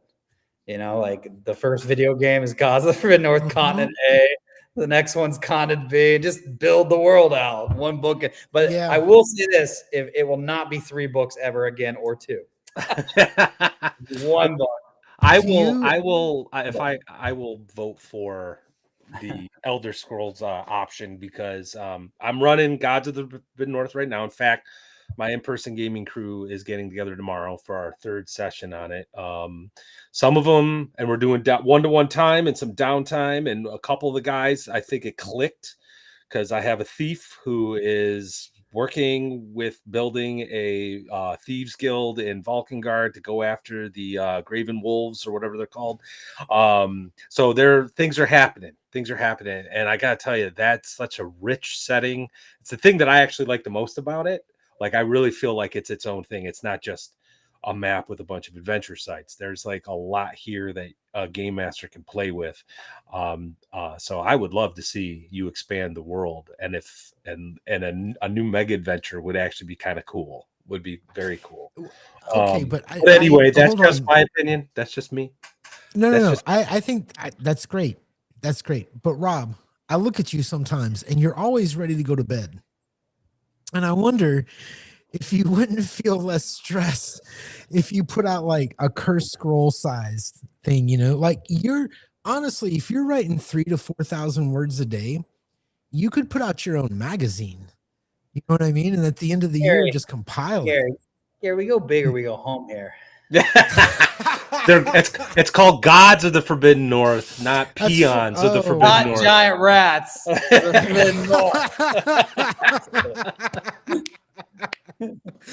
I stand corrected. You're corrected. Right. Oh, you're right. Okay, you're on. But when you tell yourself, but seriously, like you sit down to do a project and you're like, I'm going to turn out, 4,000 words a day, and it's going to take me till the end of summer to finish. At some point, it's just like, oh my God, you work so hard. It's crazy. It is really, out of everybody we've talked to, Chubby's always working on something. And you were, like I said, at North Texas Con, every time I turned around, if there wasn't someone at your table, you're over there scribbling maps. So anyway, sorry, I didn't mean to interrupt your question. You were talking about the overlords or whatever. No, the only thing I was going to add was just the overlords would be like, the idea would be to go back up Matt was just, they are going to connect with each other to where you could theoretically go back and forth, that would be my idea, is that I would I would do that with each add-on book, and it'd always be one book going forward, but it'd be one big book, boom, boom. And it'd be like another mega adventure. And really just a big, really, I don't know if I should use mega adventure anymore, because I think that maybe I'll just say like sandbox. Right. Yeah. And just just build that sucker out.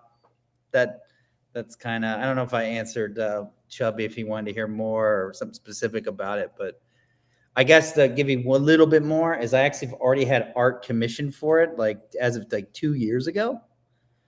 That I never really because I my timeline was kind of thrown off and I turned my one book into 3. But so like I had this idea where I would bring in a little more sci-fi stuff, like just a dab of it, because I like that. With the option of you dropping it if you don't like that, because I know people don't. But I like Lee Brackett and like sort of Rhiannon stuff where it's like it's pseudoscience, but it's reads like fantasy.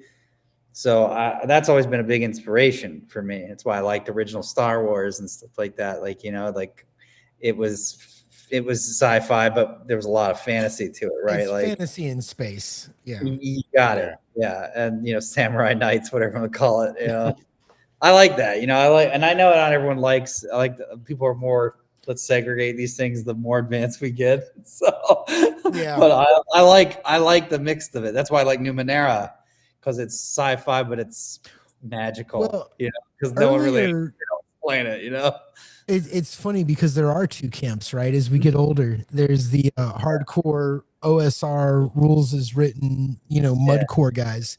And then Brian, a few minutes ago, left a DM Cloaker, left a super chat like 1984 equals Marvel RPG, best role playing game, or whatever.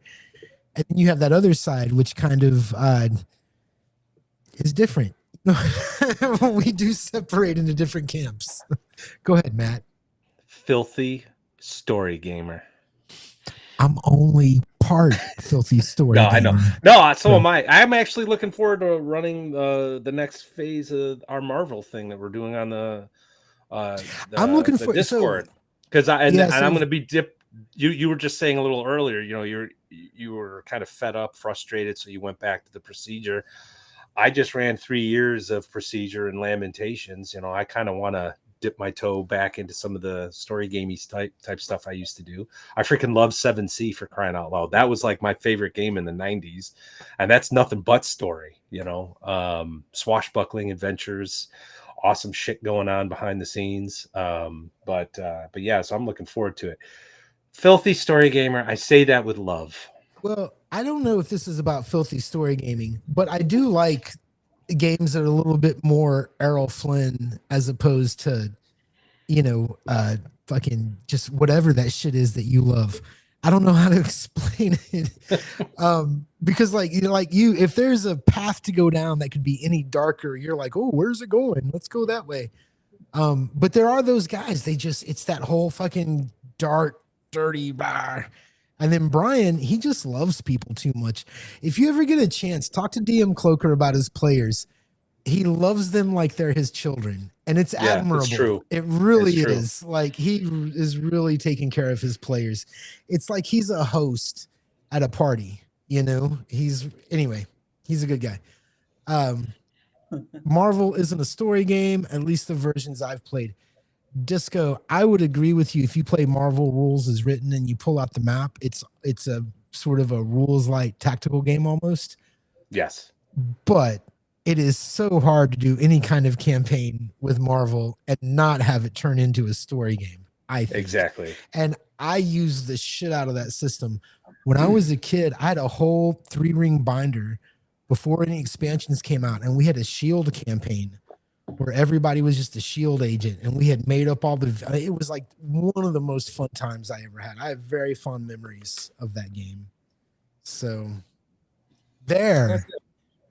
I was gonna add something to kind of, I think to hit 2 things at once. I was sorry, brain shutting down. Map for Brian would be Dark Sun's fold out huge map that came with a box set. That map was awesome. That map. Did you see in they did like a second edition of it or whatever, like a re-release, and inside I still have it.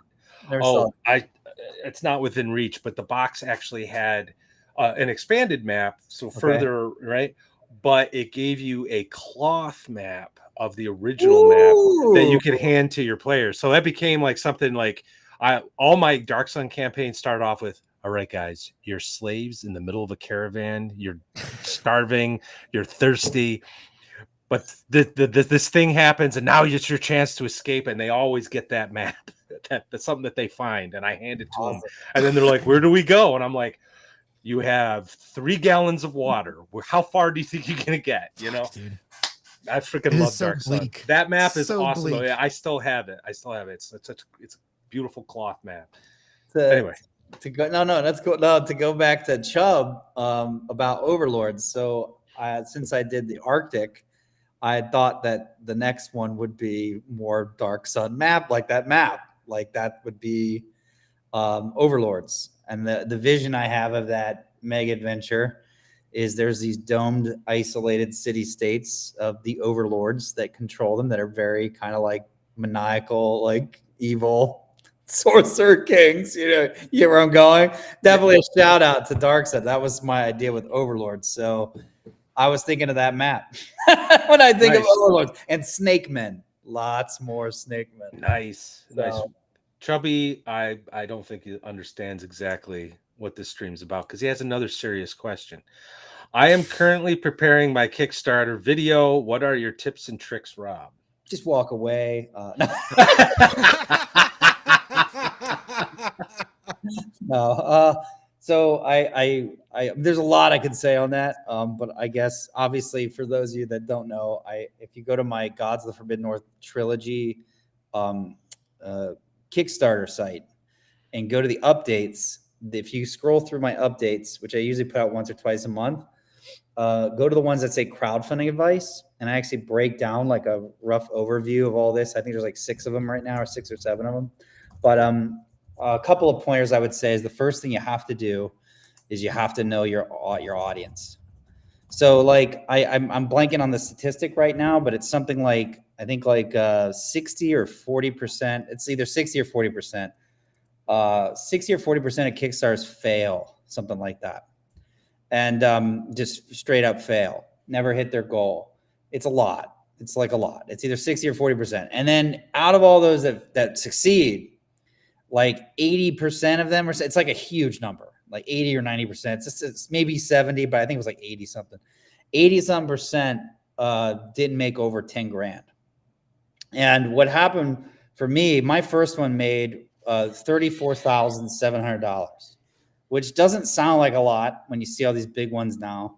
But when you actually know those numbers, and you can go on Kickstarter, and there's a page on Kickstarter where they show you how many projects they've had and what range of money they fall into. You can actually do these calculations yourself. I did it in my updates already for you.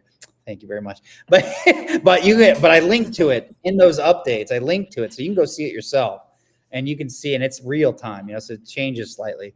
But basically, like if you get like $20,000 or more, I think you're like in the top like 10 or 20% of all Kickstarters ever. So like hitting 34,000 on your first Kickstarter when nobody knew who I was really impressive. And the reason that I pulled that off was, I think, comes down to one main thing. There were other things that you can throw in there, but it was one main thing. I knew who my audience was. And this is something I teach my college students all the time, because I'm a professor. No matter what type of teaching I do, whether I'm creative writing, whether I'm teaching technical writing, whether I'm teaching academic writing, I always tell my students, because it's the most important part about writing, is who is your audience and what are you trying to do with or for or to them? What's your purpose in writing what you're writing? And like, so like, for example, if I know my audience is a bunch of like 5-year-olds and I'm a plumber, how am I going to explain what I do every day, right? You all instinctively know this, because we're actually masters at this, at rhetoric, at persuasion, because we've been doing it. We just don't know all the fancy labels. And that's what happens when you go and get, advanced degrees. You learn what that stuff is you're doing, which makes you more aware of it, makes you better at it. But basically, like, you turn around and, like, if I walk in a room and I talk to a bunch of 5-year-olds, I'm going to change the way I talk. Hey guys, this is called Where We Go Poopy. Right? Like, you all instinctively kind of know that, right? But like, let's say I walk in the room and I got a bunch of brand new trained plumbers. Suddenly I'm going to start talking differently, right? Like, I can assume they don't have a lot of experience, but I also know what? that they know the basics and they know all the names of the parts and they can describe to me how these things work, and theoretically they can do the job. They're just not experienced. So the way I talk to them, but that's going to be different than if I have a group of 20-year veterans, right? So you guys all instinctively understand this, but like knowing who your audience is when you do anything persuasive, whether it's written or oral, speaking it, is really, really important to your success. So what you're doing when you're doing a Kickstarter is you're raising money. You're trying to convince people on the internet to give you money, and they don't know who you are. So you need to know who you're looking for first, and what's the best way to approach them and convince them. And so like in the OSR space, very easy. How do you, very simple profile. Marketers do this kind of stuff all the time. But so if you have marketing experience, you know what I'm talking about, probably better than I do in that sense. But basically, I come at this from a nonprofit world. So I think of big donors and I start profiling them that way. But basically, OSR grognards are typically white guys who are 45, 50 to 70-ish. They played the 70s and the 80s, maybe early 90s. They're a little older than I am. The only reason I kind of fall into grognard lands because all the guys I grew up with playing were older grognards, and I was the young one for a little while. Until I became the old one. And like, so you know who they are. Okay. You can kind of picture them in your mind. Think of that person in your mind. Think of a guy at a convention, at the OSR conventions. What does he do for a living? How much money does he probably make? Make general statements. The gist of it is where are they? How can I reach these guys if they don't know me? So for me, that was Facebook. Because even if they don't use Facebook as their normal thing, they all have one because they're family or whatever, or they got lazy and don't want to leave. And so like they all have one at least as a backup. And guess what? That's great because as an OSR guy, what are the best ways to use ads online? Facebook. That is incredibly effective. And I've seen it firsthand. Whatever the naysayers are wrong, it works with this group in particular, because they all have Facebook. They also have big OSR-like group chats, and you can join those. And if you've built up a presence and get to know people, and you start working in what you're doing, these people will they want little creators. They all snub their nose at 5e. They all snub their nose at the big corporate blah blah blah blah blah. Whatever their views and their politics, they want the little guy to win. And a lot of them are super backers. Some of my super backers, they give me $200-300 every single campaign just for stuff they don't even need. And they don't even like, hey, what did I get again? They don't even care. Like, it's obvious that they don't, when I talk to them, they're like, oh yeah, I think I got something like that. They don't even care. They just want to support you. So, and I'm not trying to take advantage of these people, but what I'm saying is like, they want you, the little guy, to succeed, and you need to know who they are.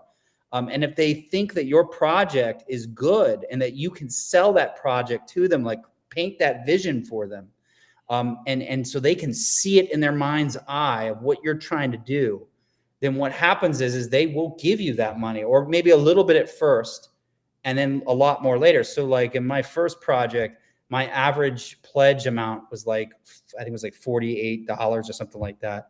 My second project's average, after I delivered my first book and sort of proven what I was, I kind of delivered, jumped to like $92 or $3. So what happened was those guys had the same amount of money, but they didn't trust me yet. They said, this looks cool, but let's see what happens. Once I delivered, they doubled what they gave me. And you see on average across time.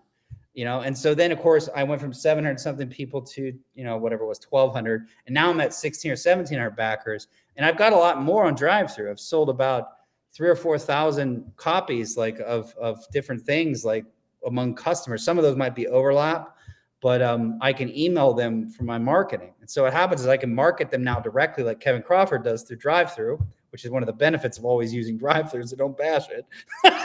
Because they look, by the way, FYI creators, don't bash drive-through when you're using them, because they do walk around and look.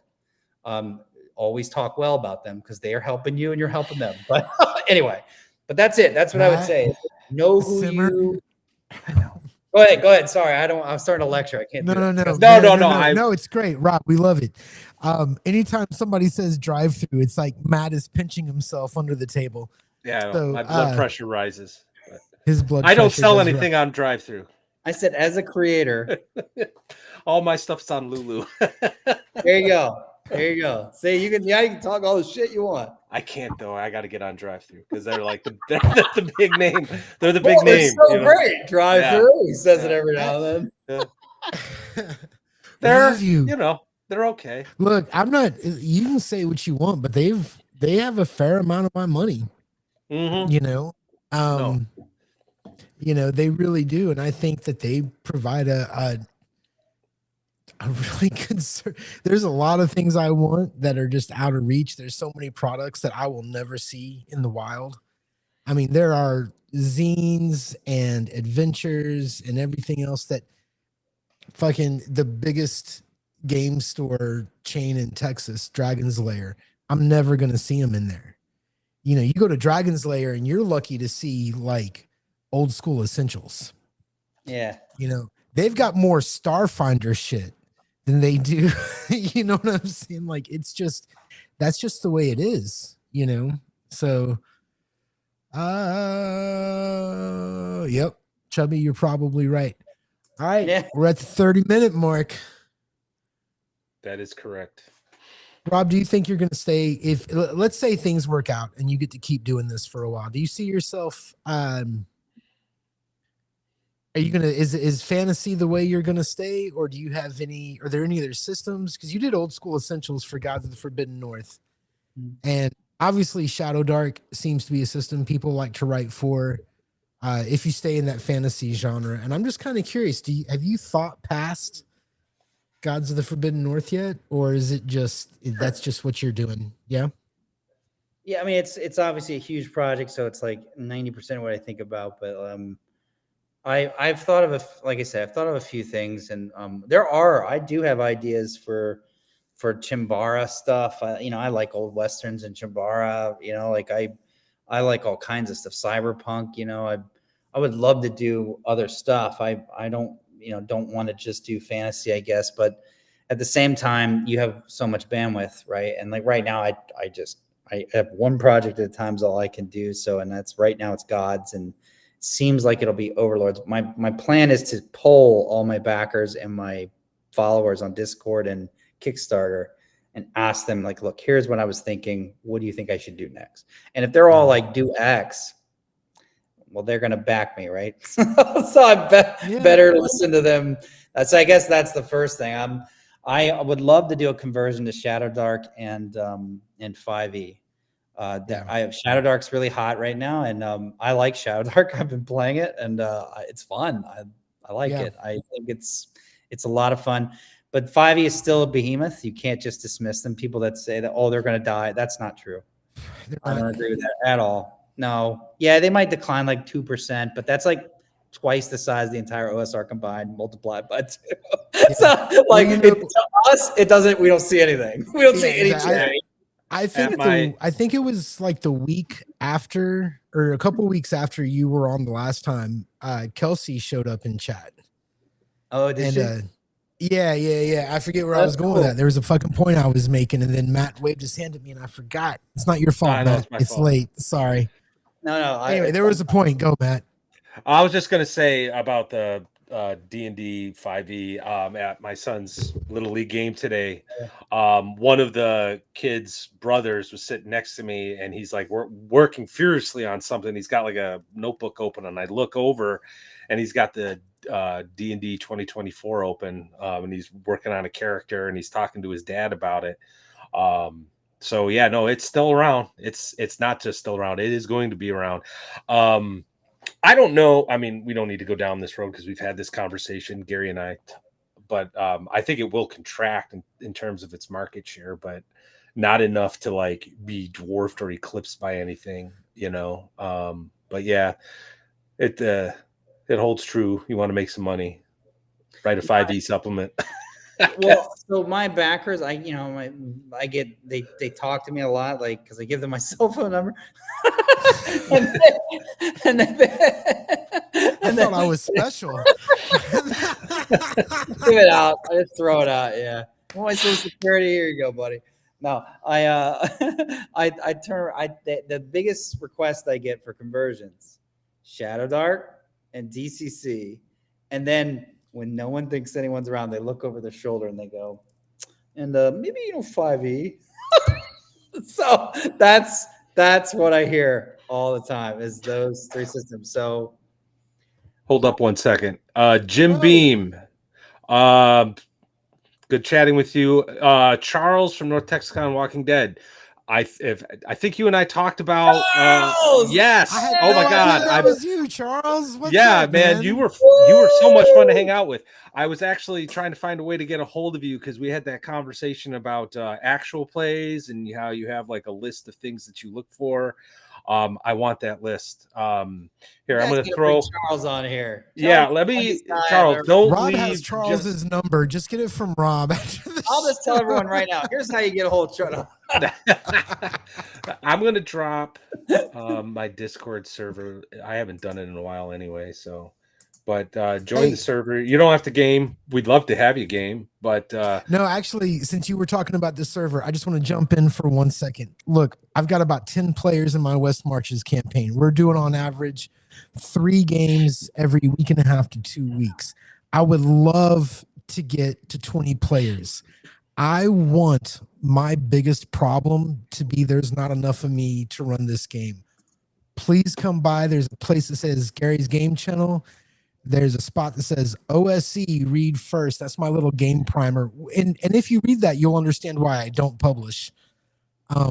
It's just a little primer. Read it, make some characters. Let's go dungeon crawling. That's all. Back to you, Rob. Where's your I'm on Matt's server right now. Where you at over there? If you go down the left column, there is a section that says Gary's Game Table. There are a lot of. That's because we give all our people tables. So the way my server has been working the past 6 months, 9 months. If you are one, you can feel free to run a game. I have open tables. But if you're someone who shows a dedication and willingness to routinely run games, I can elevate you to game master status, give you your own section, and you can do whatever the hell you want. Ultra's been running games. A buddy of mine named Eric's been running a hostile game. Wibbs was running games for a little while. I obviously run games. And obviously Gary's running games. So, I just saw Chubby joined. It's about time, man. Thanks, Chubbs. Me and Matt have been talking. We've made some pretty good friends doing this show in North Texas. We've actually been like, man, I wonder if we could get like an all-star game together once a month. You know what I mean? Yeah. For like maybe some kind of actual play or something like that. And maybe it'll happen, maybe it won't. But Chubby, Rob, you're on deck, motherfucker. We'll do it early. We'll do it in the afternoon. Do it. Do it. Do it. All right, we're nearing that end time where things we need the chat. Thank you, chat. Please ask questions. Is there anything else? Well, Rob, I really we need you. But I actually have a question. Go ahead, Matt. You were talking early. Yeah, it is kind of. I don't own it anymore. It's grown beyond me. Actually, this is something I wanted to. This is, I guess, more about your process because like I said, I'm running your game, and there is all these little connections between the books and my players, the ones that are actually gaining downtime.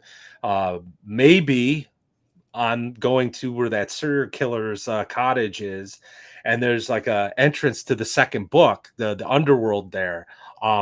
I just want to ask, how do you keep it all straight in your head? Do you have a chart or something? I'm looking through this. I'm like, how the heck did he do this? Because there's things everywhere. Did you just write and say, oh, that'll be cool to put a entrance to the Underdark here or whatever, and then I'll come back to it later? Or was it oh, I need to put an entrance to the Underdark here, and then you went back and rewrote something? How did it happen? No, I mean, I had a lot of this stuff sketched out in some loose way, like when I was going through it. So some of it was organic and like, oh, I should add something there. That makes more sense. Like, because you just couldn't see it till it was all there on the table, so to speak. But some of it I already knew, like, no, I'm going to have something go here and I want to connect and blah, blah, blah, blah. So I think that, so the way I work usually when I do a lot of this, like I'll give you an example with the castle. I tend to like I take my maps and I already had a general idea and I worked with the cartographer in DesignMX. I'm not an artist, but I told him what I wanted. He kind of back and forth, we built it. Then I turned around and said, okay, like this castle, Tharganon, what was it like 20 years ago when Balor was here? And then what I do is very quickly, I don't get real detailed yet. I go through and I say, well, what were these rooms' purposes? So like a word or two. So like, this is a guard room. This is the shitter. Right. Et cetera, right? And then I look at that for each level and I take it and just a big, broad, they call it macro level kind of view, right? Like, does this all make sense the way it was? Would someone have actually lived this way? Because, you want some verisimilitude. You want some feeling that this is believable, right? And I've got a novel writing background. So this is like crank this up to 11 is how we do it with novels. Your ending before you even start your beginning in a lot of ways. You work backwards. And so and if you want to be real efficient. So like basically I'm like, okay, now I've got what it used to be like 20 years ago. So what if I turn around and I advance it forward 20 years and now it's been ruined and abandoned, like by the Balor, what happened? So then I go back over all those rooms and I start saying, well, this area is sealed off. So it's the same. It's undead or constructs or whatever. I haven't touched anything. So it'll be exactly like it was, but just 20 years. Some of it may even be cleaned, depending on if things are still functioning. Other areas, though, caught fire. But like maybe there's a little piece of something there that worked. And then I turn around and I say, okay, all right, now that I got these two layers that have kind of layered onto the castle, okay, let's start working with the factions. What do they exactly control here? And then I kind of go that third layer. Think of it like layers in Roll20 almost. And then I say, okay, well, now this faction controls this layer, which involves these rooms, which are in this current state, which used to be in this state. How does that shake things up, right? It's like almost adding something into your ingredient. Yeah. And that might change some things. But like that, I think to me, that's the most efficient way to do this as I understand it. So, and then just going through there. Then when it comes to larger world stuff, and you're saying keeping track of all that in your head. So what I do is when I start the next volume, I go read the volume before it. And in this case, I read both volumes, volume 1 and 2. And I had a Word document out and I had my physical book out and I started going line by line saying, where are my loose threads? Mm-hmm. Where are things that I'm going to have to deal with? And so I need to know. So I have almost like a note thing that was like 50 something pages of a Word document. And it was like 40 or 30,000 words. It was a lot. And so I've been going through that as I'm going through my maps and doing them and staying them out. And and what I did was it took a lot of time. A lot of this was a lot of prep work. So like I took for example, like that 50 something page document and actually had a few other documents that had another 20, 30 pages each. And I said, okay, I got to put this all into one document and I got to organize it by castle level. So like, for example, if Havel, the spirit diamond is going to appear in, the Tower of Karak Varn, then I need to put that where all the Karak Varn stuff is. And so that took a few weeks, but once I did all that, now it's like blazing. Now I'm just like, all the stuff that I've got for this level's here. And I can and I already have it all layered. And so now I'm just going through and going boom, boom, boom, boom, boom, boom, boom, boom, boom, boom, boom, boom, boom, boom, 3,000, 4,000 words a day. And it's that's awesome. Very fast. And what happens is, so you have to basically prepare and organize yourself. And it's a lot of work up front, but then when you do it right, the back part's actually fast. And then and like, if I have to make a change now, it's okay because I'm like, I already have everything kind of squared away. It's real simple for me to fix that to that usually. And I've got the overworld stuff and I've already checked that the big things aren't going to break, because I started like really lightly. One of the things I tell my students when you're writing in general is you don't go editing sentences and like fixing words right away. Like you first say, are all my paragraphs what they need to be in the right order. Because if you cut that paragraph or change it over here, that's going to probably change some sentences, or you're going to have wasted time drilling down too early on that exact trap. If you understand what I'm saying. Yeah. Yep. So it's macro to micro. It's like a global view to a really local view. So like you want to start macro. I wrote my last chapter was like my second chapter I really truly wrote and finished. And that's a novel writing thing, is to know where you're going. So I've had that for 9 years. The final chapter, I've had it for a long time, in some form. And I've known that's where we're going, to the Tesseract. We're going to the Tesseract, baby. I know what's there. I know Volthoom's head and its stumpy legs like the back of my hand. And I know what's going to be there when we get there. All my ocular tyrants floating around looking for you. It's food. And Balor cowering in the only secret room in the place. And you got to find him, and you think you got to kill him. And he's going to be like, no, save me. And you're going to be like, wait a minute. We've been building up to this fight between us. And he's like, you don't understand. You're like, I don't care. Let's fireball him. And guess what? You kill him. Volthoom eats his soul, and Volthoom gets out. Yeah. Way to go, team hero. But I had that in my mind. You do that with novels. One of the tricks when you're writing short stories or novels or anything is your very first line of your book is going to tell, or short story is going to tell everybody what the main conflict of the story is about in a very subtle way, in an artistic way. You can't know that unless you know the end. So one of my favorite short stories of all time, I would say my favorite short story of all time probably, is The Wiener Man by Tom Perrotta. And it's told by this boy who's now obviously much older, who was raised in the late 70s, early 80s, so like our generation, and he's taught, and you'll love it because it's very nostalgic. You're reading it's tons of nostalgia. It's a little short story. It's nice.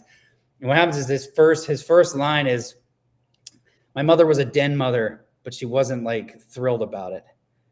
And like what happens in the story is the Wiener Man is like the Oscar Mayer Wiener Man. And it turns out that the big wiener is her old boyfriend, not her husband, or the narrator's dad, who she's still with. And basically like she in the moment thinks that he's the big wiener and wants him. And she's not thrilled with domesticity and being a mom and being a wife. And that's what the story's all about, even though you think it's about the narrator. But the end of the story, something happens. I don't want to give it too much away, but something happens where something goes down between them when the kid's off screen. And it's kind of implied very subtly. And what happens is at the end of the story, you're hearing the dad first. Is like the first time you hear the dad, it's like a really negative feeling. He's like yelling at them the first time he's mentioned. The second time you hear him, it's a little more neutral. And the third time you hear about him, it's like kind of nice. And as dad is ascending across the story, the Wiener Man, Mike, who starts out being this hero, punches this kid who's a bully, and he's in a wiener suit, and he's literally a big dick. He literally becomes more and more normal and then pathetic. And what happened was at the very end of the story, it's really sad. The mother has not made food in time. She's running with the boy who doesn't understand at that age what's going on. And they go and they see the father who works at this lamp store, and he's waiting for them like a puppy with his hands on the window. And he looks at them and he goes, and he runs back and flicks all the lights out. And when he does that, the mother turns to the boy and says, "Did you do your homework?" And like what happens is she's made up her mind. She makes a mistake. She does something with the guy, and then she suddenly realizes it's a mistake and doesn't really see it until the end. But that first line tells you that. And so you can't know that unless you know the end. So for me, you got to know Volthoom Tesseract. You got to know the worm. The end of the universe is there. And so where are we going to start? And like that informs everything and your whole narrative arc and everything you're doing, even though it's a dungeon, even though it's a different quote unquote genre medium, whatever you call it, there's, like you've got to me with a work like this size and even a small one, you've got to know these things. And that's the trick. Best literature out there, that first line, go read it. That's what makes it art, man. It's like knowing those types of tricks. But see, I'm lecturing and you got to tell me shut up. No, that's great. That was awesome. Awesome. We're never going to tell you to shut up.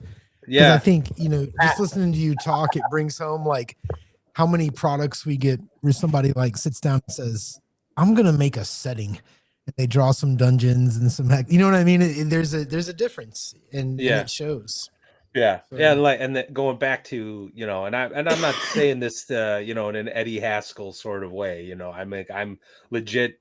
I am so impressed with Gods of the Forbidden North. Like I want to see more. Like I'm so excited that my in-person gaming crew is as much as they would rather play through some sort of storyline, like showing them like, look guys, you have an entire continent to explore. You can do it however you want. And one of my players is already bitten and he's going to pick a fight with the Thieves Guild in Valkengard, which is awesome, and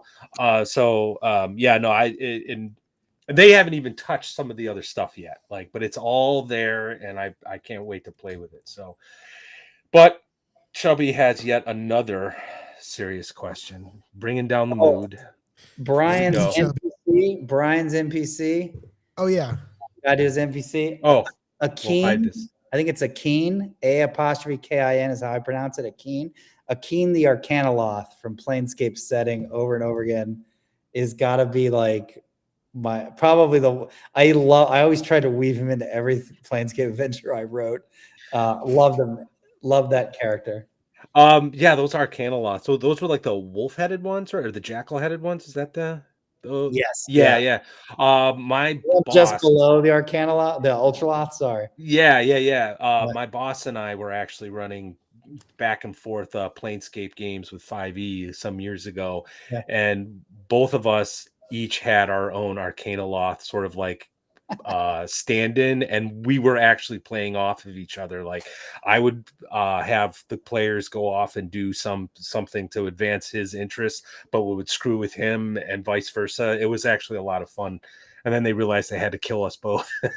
But what you always have to do at the end of the day. Yeah. All right, serious question 3. How do you get the pulp into the hummock?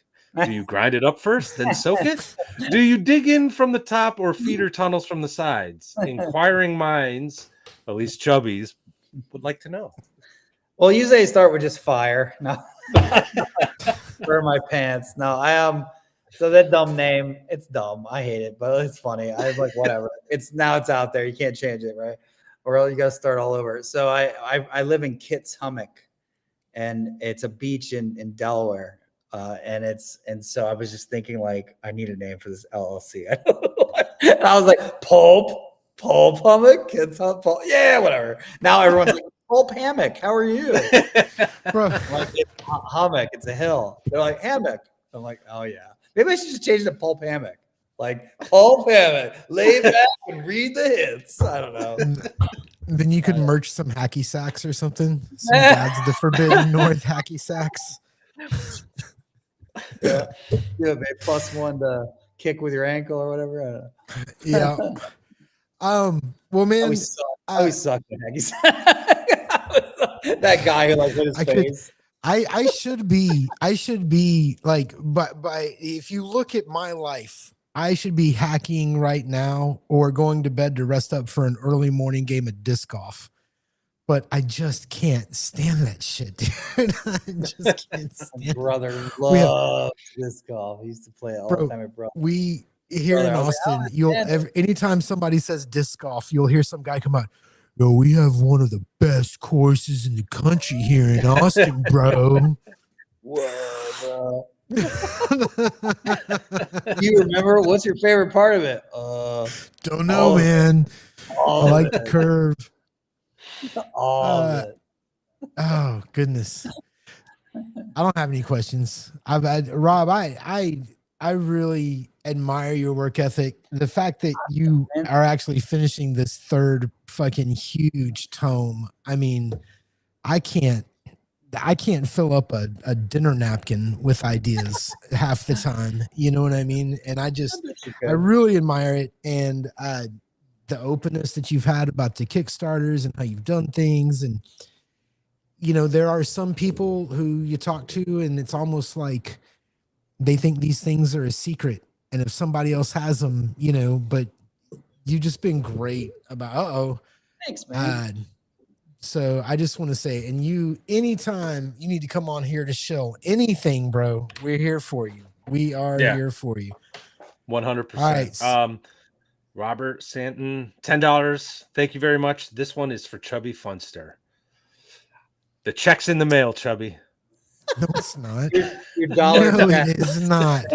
No. Another $9 for fees because we're Kickstarter. Yeah, no, it's trade. Yeah, exactly. Trade secret: before you start a YouTube channel, research how to release funds from YouTube. That's all I'm gonna say. It took me a while to get my AdSense thing set up. Yeah. I actually got. I don't want to say I'm making money but it's starting to pay for itself. We'll see. Good. But we need. That's how it begins. We need this, and then that's how it ends. No. Yeah. We need this. Yeah. We need this. We need more of this. Hitting like, hitting subscribe. You guys are here all night. It takes like half a chance. Click the. We know it's stupid. And if we keep asking, it's only going to make you guys be like, no, dude, I don't want to click the fucking thumbs up. But, come on, man. It helps. It helps. We got to play the game, right? We got to play the game. Got to play the game. It's that thing. So, anywho, thanks, man. Thanks for being here. Matt, I don't have anything else at all. Does Chubby have another question? Yeah, I don't think so. Did he? Maps on the I would like to know if there's any plans for maps on the east and west of the Forbidden North. No. There you go. No, those are undeveloped no man's land, as I see it. I'm saying maybe one day I get back there like Skyrim 6 or something. Yeah. My goal was to do desert or something like that, or something more tropical next. Yeah. DM Cloaker, please let Rob go to bed now. No, we got another hour. This is a no, we don't. No, we don't, Rob. We don't. We'll get some more milk. Milk. Well, it's been great. I think Chubby is the winner of tonight. If you look at the chat, Chubby's definitely the winner. He has fans. Chubby's a baller, sorry. man. Chubby is a baller. Dude, I went through the other day because I haven't really, since I got home, dude, things have been crazy. It's summertime. All the kids are, you know what I mean? Like, I just don't have a lot of time like I'm used to. But I started going through this by Chubby, the player's companion for Shadow Dark. You guys that play Shadow Dark religiously, I don't know how your players are playing without this. Like, for real. What's up, Flint? Oh, there he is. We also have another. Dude, we need to get Flint on. We need to have Flint come talk. Well, great, right? Before I hit the super chat, another one from Robert Santon. Thank you very much, sir. Next week we got Alchemic Raker on. The week after is July 4th. So we're not going to stream on that Friday, but we are going to stream on that Saturday because Matt D'Amico is going to be on. He's got a Kickstarter he wants to talk about. We're going to be talking about the funnels, the gauntlets, all that stuff, because that's what his Kickstarter is about. And then Erudite DM sent me his zine, Warhorse, with the Shadow Dark stuff. I'm going to do a video on. Like, a lot of the people we met, like, we want to have on, and they seem to want to be on. So, like, we're going to be busy this summer. With a lot of, and we want, and it's a good problem, honestly, trying to schedule everybody. So, I want to have another like group chat thing that we had like a couple weeks ago, like the pre-flight stream. That was a lot of fun. So yes, there's going to be more. It's a good problem to have. So, which was funny because we were worried. Dude, super Robert, chat $10. Another one from Robert. Thank you very. As I paid before, this stream is fantastic, almost magical. Thank you very much, sir. That's very nice of you to say. I would say it's my awesome goatee, but we all know it's Gary's mustache. Anyway, I've been thinking up jokes about goatees all day long, waiting for an opportunity. This is the 90s. The 90s. It looks like here. Here's what I thought was the best one. Ready? Goatees look like if you pause a 70s porn movie in an odd place. You got face muff, bro. My chin has not seen the light of day since 1996. Just want to let you know. I'm sure. Anyway, that's the best I had. I'll think of some better ones. No, that was a good one. Anyway, so Rob, you want to do a podcast or no?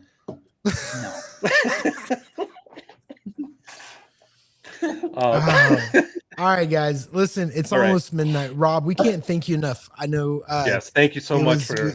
We'll leave you alone for about a year, so you don't have to stay up late again. But we really do appreciate it, man. It was nice when I was at North Texas, like last year. I didn't know anyone, so I was just like, like, it's middle school over again. This sucks. But then, like this year, like I saw you guys, and you guys were like, oh, they're everywhere, and then we were like hanging out. I was like, I got boys here, yeah. Bro, it was crazy. I just know that at one point I sat down and there were 4 of us, and then I turned around and it was like we were having a private party. Yeah, you know what I mean? Well, that was the thing. Like I thought we were gonna have a middle school sort of experience because it was just the 3 of us. We didn't have badges. We were just gonna see what happens, and it was just really cool. And one of the reasons why I want to have as many people on the show. Pay it forward. Thank you, welcoming us, the whole 9, and expanded facial hair options for Shadow Dark. I fully support this. Goatee +3. The mustache of strength. Can I have the mustache of virility.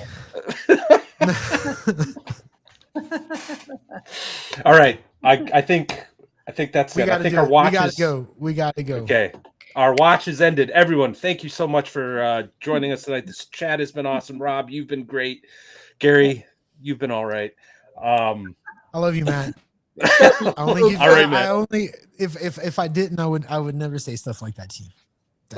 Just know. And I don't think you really have face muff. I worked real hard on that joke. Anyway, sorry. No, it was a good joke. I can Rob, see I'll be calling you. He was tearing up a little bit when he said that. He goes, "It was a good joke." He's like, middle school. I've not changed since middle school. Good night, everybody. All right, good night. Rob. Thanks for being here. Love you, Matt. See you later, guys.